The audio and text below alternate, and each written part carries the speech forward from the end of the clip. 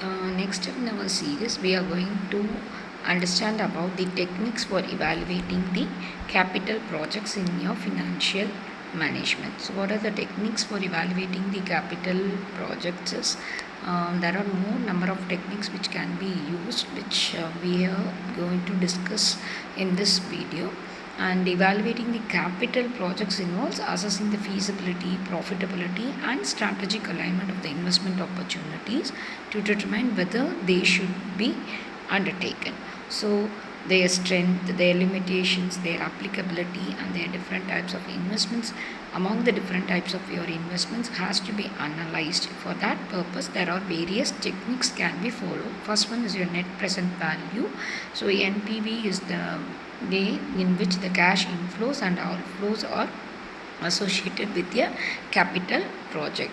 So, comparing your cash inflows and outflows, we can find out what is the positive NPV, that is, which indicates the project is expected to generate the returns higher than the required rate of return. Then IRR, that is your internal rate of return, rate at which the present value of the project cash inflows equals the present value of cash outflows.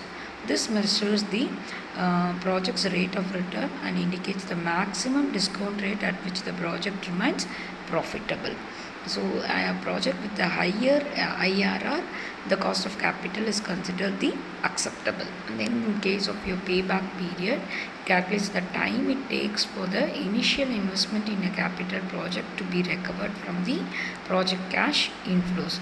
So, project with a shorter payback period are generally preferred as they offer quicker returns and lower risk.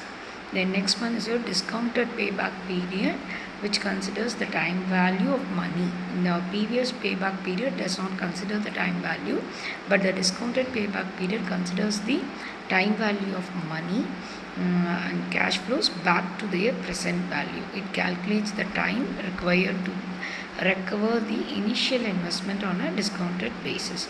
Then profitability index, in short we say that is your PI, that calculates the ratio of the present value of a project future cash inflows to the initial investment required.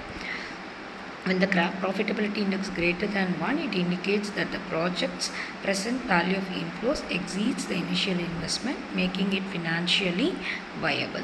Then ARR, that is your accounting rate of return. So here it measures the average annual accounting profit generated by a project relative to its initial investment. So it also calculates the average annual profit as a percentage of the initial investment.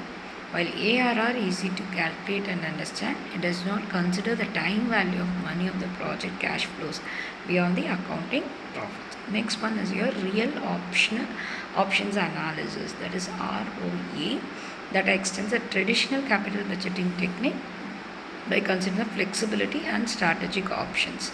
Then sensitivity analysis assesses the impact of changes in key variables on the financial performance and viability. It helps to identify the most crucial factors influencing the project outcome and assess its sensitivity.